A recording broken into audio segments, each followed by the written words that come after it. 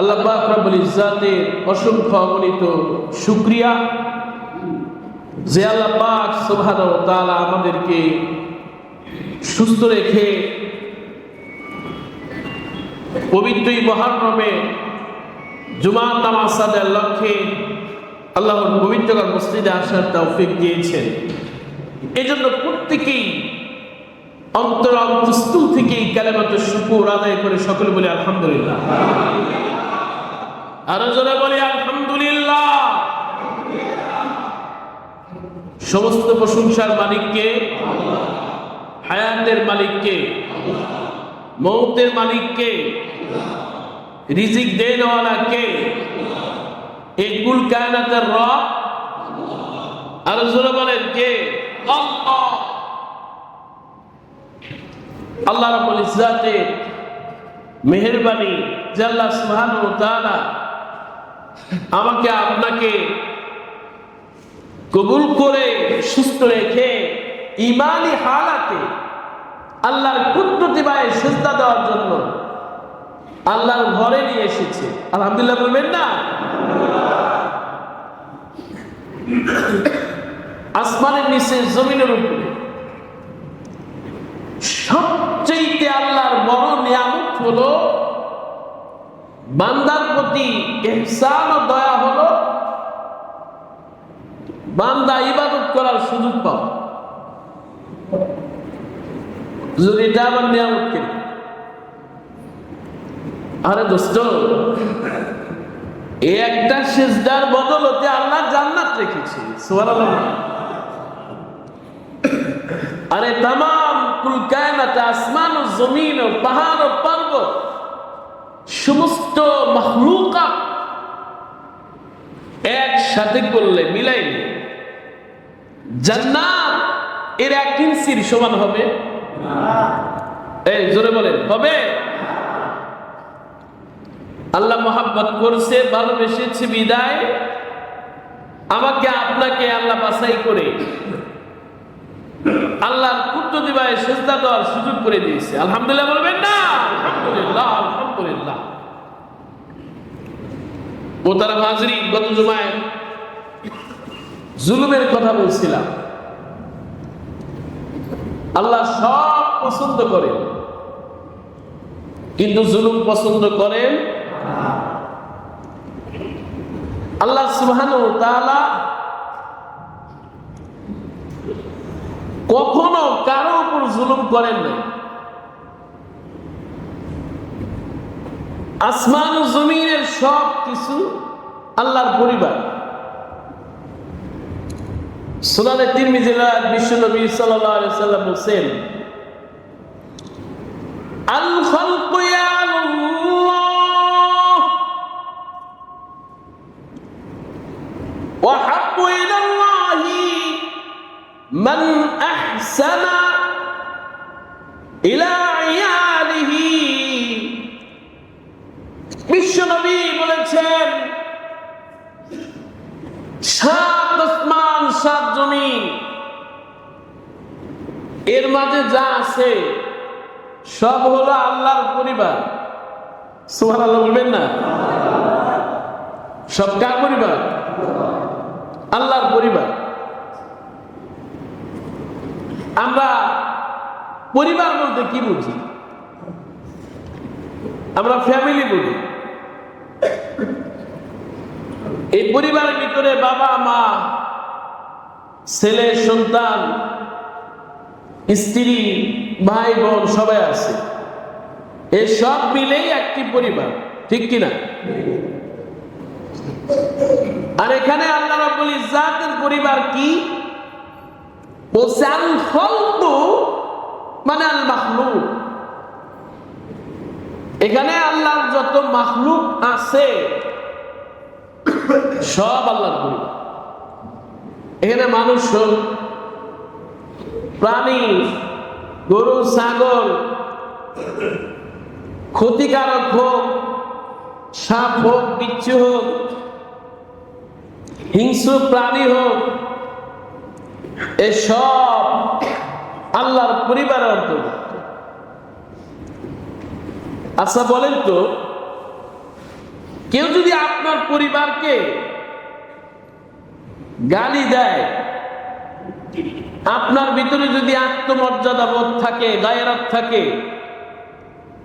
আপনার বাবারে, মাকে, ছেলে মেয়েকে, স্ত্রীকে, ভাই বন্ধু যে কাউকে গালি দিলে, ও গালি দেয় বাবারে, কিন্তু গালিটা লাগে নিজের উপর, ঠিক কিনা? কেন লাগে? সম্পর্ক, মোহাব্বত, ভালোবাসা। তাহলে আপনার পরিবারে গালি না, কোনো পিটানি দেয় নাই, প্রহার করে নাই, শাস্তি দেয় নাই, গালি দিছে, এটা আপনার সহ্য হয় না। আরে দোস্ত, তাহলে তামাম কুল কায়নাতের সব হলো আল্লাহর পরিবার। তাহলে আল্লাহর পরিবারকে যদি কেউ কষ্ট দেয়, আল্লাহর কষ্ট লাগে না? এই জন্য বলে লাগে কিনা?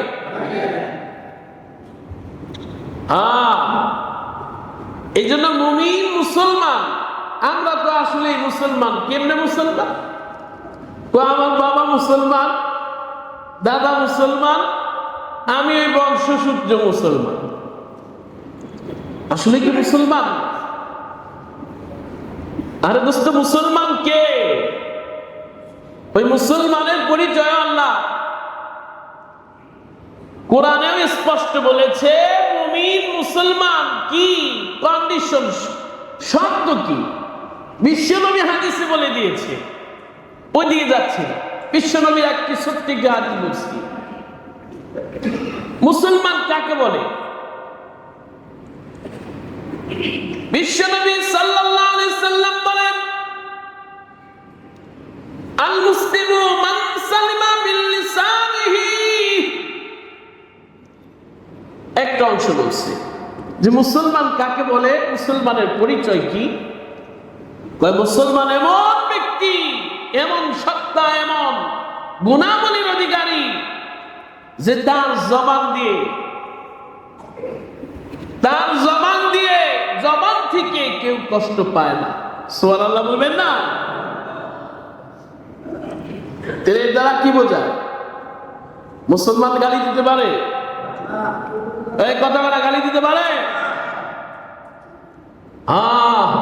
বুখারী হাদিস, বিশ্বনবী বলছে, এক মুসলমান অপর মুসলমানকে গালি দেওয়া ফিস্ক, ফুসুকি, আর হত্যা করা কুফরি। অন্যায়ভাবে জুলুম করে, নির্যাতন, নিপীড়নের স্ট্রোনাম চালিয়ে কাউকে হত্যা করেছেন, আপনার ঈমান নাই, আপনি নামাজি হন, আপনি পরিচয় দেন মুসলিম, কিন্তু আপনি অন্যায়ভাবে হত্যা করলেন, জুলুম করলেন, আপনার স্থান জান্নাত থেকে জাহান্নামে নিলেন। এই জন্য ইসলামে জুলুমে, অন্যায় ভাবে কাউকে হত্যা করার স্থান ইসলামে। আরে দোস্ত, এখানে মুসলমান, নামাজি, বেনামাজি, মুসলিম অমুসলিম কোন কন্ডিশন নেই। এখানে মুসলমানের প্রথম জিনিসটাই বলছে, মান সালিমা মিন লিসানিহি, ওর জবান থেকে মানুষ, খালি মানুষ না, সব, ওয়াবিয়াদিহি, মুসলমানের জবান থেকে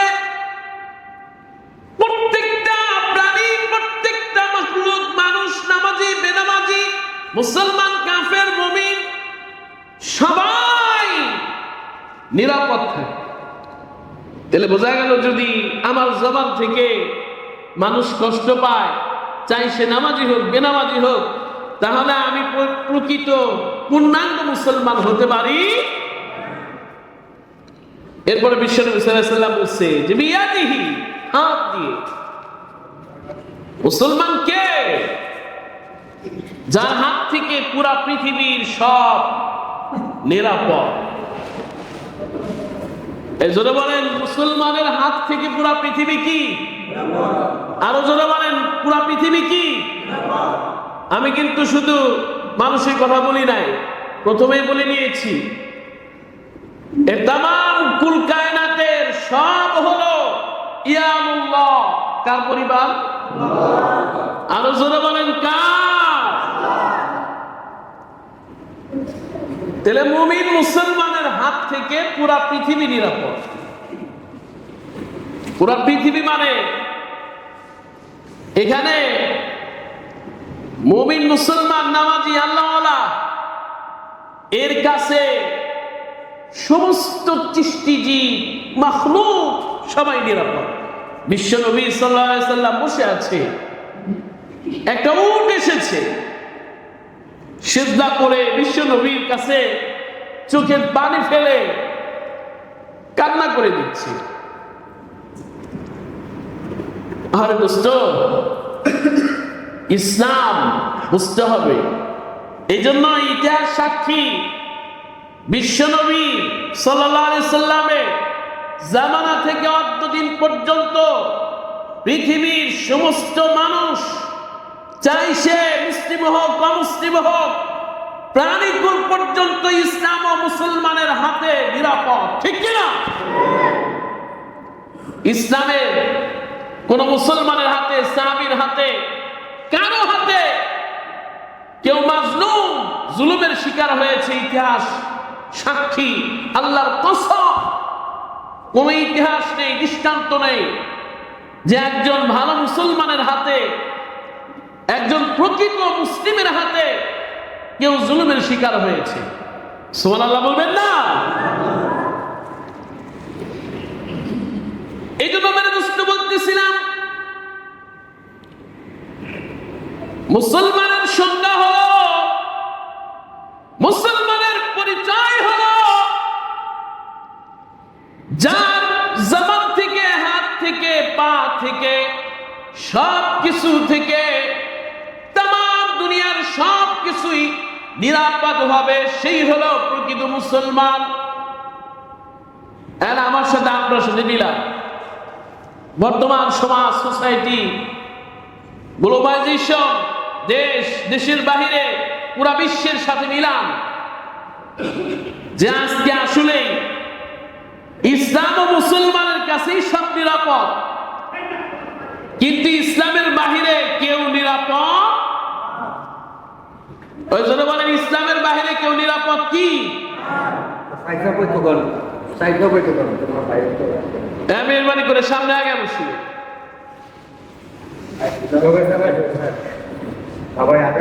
আল্লাহ আল্লাহ আল্লাহ আল্লাহ। আরে কি পরিস্থিতি! যাই বলছিলাম, জুলুম, তাহলে জুলুমের শিকার কখনো, বা জুলুম মুসলমান মুমিন নামাজি আল্লাহওয়ালারা জুলুম করতে পারে? এই জোরে বলেন, কোন মুমিন মুসলমান কারো উপর জুলুম করতে পারে? আর যদি জুলুম করে তাহলে সে ইসলামের ভিতরে থাকে না। ঠিক কি না? আল্লাহ আল্লাহু আকবার, আল্লাহু আকবার। আল্লাহ রাব্বুল ইজ্জাত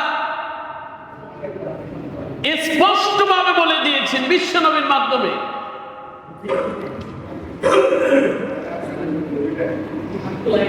ইন্নাল্লাহা কাতাবাল ইহসানা আলা কুল্লি শাই।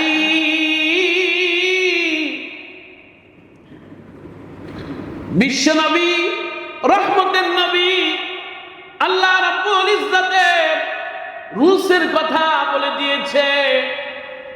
আল্লাহ সুবহানাহু ওয়া তাআলা প্রত্যেকটা জিনিসের উপর ইহসান, দয়া। ইহসান মানে কি? এজন্য বলেন, ইহসান মানে দয়া, দয়া। কাতাবাল ইহসান আলা কুল্লি শাই, সব জিনিসের উপর আল্লাহ দয়া করতে বলছে। ইভেন আমরা যে এই কুরবানি গেল, গরু জবাই করেছি, পশু জবাই করেছি, এখানেও রুলস আছে। বিশ্বনবী বলছে গরু জবাই করো, ধারালো ছুরি দিয়ে জবাই করবা, যাতে প্রাণীর কষ্ট না হয়। সুবহানাল্লাহ বলবেন না? তাহলে জবাই করার সময় কষ্ট দেওয়া যাবে। এই জন্যই বলছে জবাই করার পর পশুর শান্ত হওয়ার আগে চামড়া ছিলানো যাবে না। কিরে ভাই, অর্থ জান নাই, এরপরেও বলছে চামড়া ছিলানো যাবে না। কেন? কষ্ট পাবে। এটা ইসলামের একটা ল, রুলস, নীতি মানা, আইন। এই আইন দিয়েছে কে? এই জন্য বলেন কে?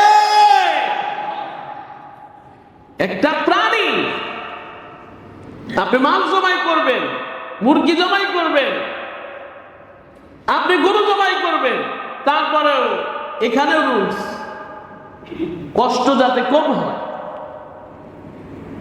আর দোস্ত, আজকে আমরা কত নির্দয়, নির্মম, কত পাষাণ। আরে বনি আদমকে, আদম সন্তানকে কেমনে মারি, কেমনে হত্যা করি, দিলে লাগে না? কষ্ট লাগে না? মনে করছেন শক্তি আছে, পাওয়ার আছে, মারছি, ঘুষি মারি, ওরে জখম করি, হত্যা করি, কতল করি, ডঙ্কিয়া, আমারে কে বলবে? আর দোস্ত, দুনিয়াতে কেউ না বললেও, পৃথিবীর কেউ না দেখলেও একজন দেখেন, তিনি কে? জোরে বলেন, তিনি কে? ওই আরশে আযমের মালিক আছে না নাই? কিয়ামত পর্যন্ত থাকবেন কিনা? তিনি দেখেন কিনা? শোনেন কিনা? কই যাবেন, কি করবেন, সব রেকর্ড। একটু এদিক সেদিক হওয়ার সুযোগ নাই। একটু চোখটা বন্ধ করে মনে করেন যে কিয়ামতের ময়দানে আছি। ওই দিন কি হালাত, কি অবস্থা হবে চিন্তা করতে পারছেন? আরে লা তুদরিকুল আবসার, এখানে বসে ওই ভয়াবহ দৃশ্যগুলি দেখার সুযোগ বা সম্ভাবনা নাই, এটা সম্ভব না। কিন্তু বিশ্বনবী যে হালত বলেছে যে কিয়ামতের হালাত, ওই বিচারের দিবসের অবস্থা এমন হবে, ওই দিন সবাই উলঙ্গ অবস্থায় উঠবে। একটু চিন্তা করেন, সবাই একটু চিন্তা করেন যে কিয়ামতের ওই হাসরের হালতটা কি হবে, কি ভয়াবহ অবস্থা। শরীরে কাপড় নাই, লুঙ্গি পর্যন্ত নাই, কিচ্ছু নাই, পুরা উলঙ্গ। সব পুরুষ মহিলা, ছোট বড়, সবাই উলঙ্গ অবস্থায় উঠবে। ওখানে হাদিস, আম্মা জান বলছে, ইয়া রাসূলুল্লাহ, ইয়া রাসূলুল্লাহ, ওই দিন কি লজ্জা পাবো না? আমরা উলঙ্গ থাকলে পুরুষ, আর আমাদের যে অবস্থা, গুনাহ করতে করতে, গুনাহ যে করি, গুনার অনুমতি নাই, ঠিক কিনা? চোখের গুনাহ আছে না নাই? একজন বলেন আছে না নাই? বেগানা নারীকে দেখা যাবে, তাকানো যাবে, কিন্তু আমরা কি করি? মসজিদ থেকে বের হয়, মাশাআল্লাহ সুন্দরী একটা সামনে বসছে, তাকে আসি তো আসি। আরে দোস্ত, মজা নিলেন? এই চোখের ভিতরে গরম সীসা টানা হবে। কি দেখছেন? গুনাহ, গুনাহ। তাহলে চিন্তা করেন, হাসরের মাঠে নারী পুরুষ সবাই উলঙ্গ অবস্থায় উঠবে। আমাদের আশ্চর্য হয়, বলছি, ইয়া রাসূলুল্লাহ, ওই দিন কি কেউ লজ্জা পাবে না? বিশ্বনবী চোখের পানি ফেলে বলছে, আয়েশা, ওই দিনের অবস্থা এত ভয়াবহ হবে, প্রত্যেকেই বলবে, ইয়া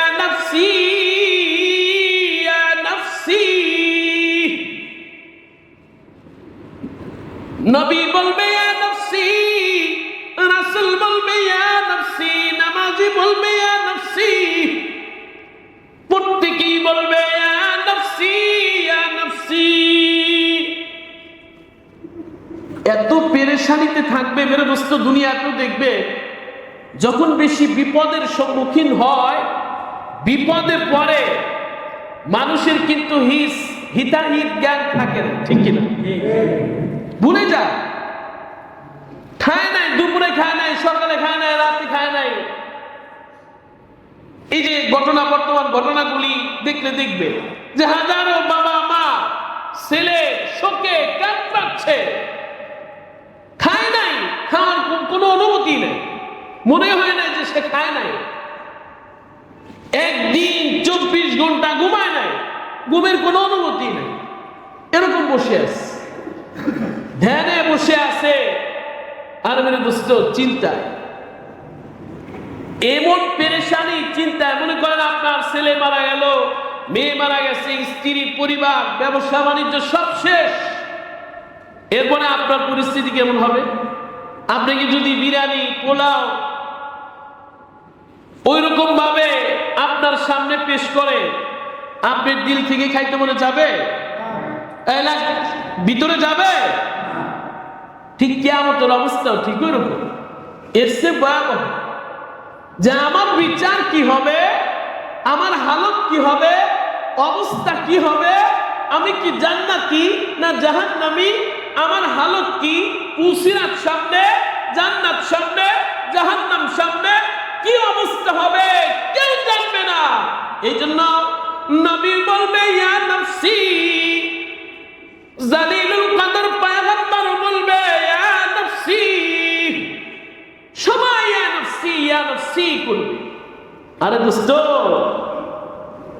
ওই কিয়ামতের ময়দানে, হাসরের মাঠে, আদম থেকে শুরু করে কিয়ামত পর্যন্ত সমস্ত মানুষের সামনে আল্লাহ জাল্লা শানুহু প্রতাপশালী, ইন্নাল্লাহা আলা কুল্লি শাইইন কাদির, ওই দিন আল্লাহ রহমান, রাহিম, কারীম, দয়া দেখাবে না। আল্লাহর গুণাবলী 99টা নাম। আল্লাহ দুনিয়াতে রহমান, রাহিম, কারীম, দয়ালু, মেহেরবান, কিন্তু হাসরের মাঠে আল্লাহ জাল্লা শানুহু সবার সামনে, সবাইকে সামনে নিয়ে এমন এমন কম্পনের সাথে বলবে, আইনা মুলুকুদ দুনিয়া,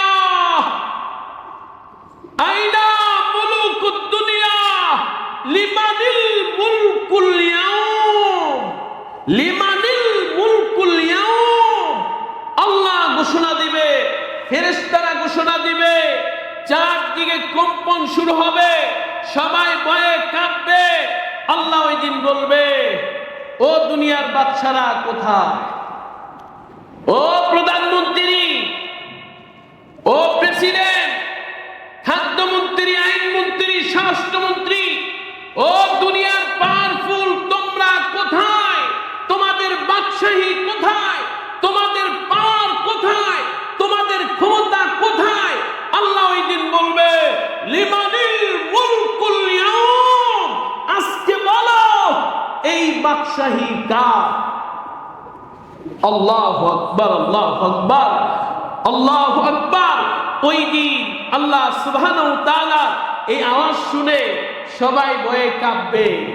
এরপরে আল্লাহ বলবে, আল্লাহ উত্তর দিবে, লিল ওয়াহিদিল কাহ্হার, কাহ্হার, কাহ্হার। আল্লাহ ওই দিন ইনসাফের পাল্লা সামনে রাখবে, দয়া দেখাবে না। আল্লাহ কারো উপর বিন্দু পরিমাণ জুলুম করবে না, পুঙ্খানো বিচার করবে। কে? আল্লাহ। যারা বলেন কে? আরে দোস্ত, চিন্তা করেন ওই দিন জালেমদের অবস্থা কেমন হবে, মাজলুমের অবস্থা। হাদিসে হাদিসের ভিত্তি আছে মাজলুম যারা, শহীদ যারা, দুনিয়াতে শাহাদত বরণ করেছে যারা, আরে মেরে দোস্ত গুলি লাগছে, রক্ত বের হচ্ছে, এ শহীদ অন্যায়ভাবে জুলুমের শিকার হয়ে মারা গেলে শহীদ। জোরে বলেন কি? আরো জোরে বলেন কি? মেরে দোস্ত শহীদ হলে ওই রক্তে দিয়ে মেশক আম্মারের গ্রাম বের হবে। সুবহানাল্লাহ বলবেন না?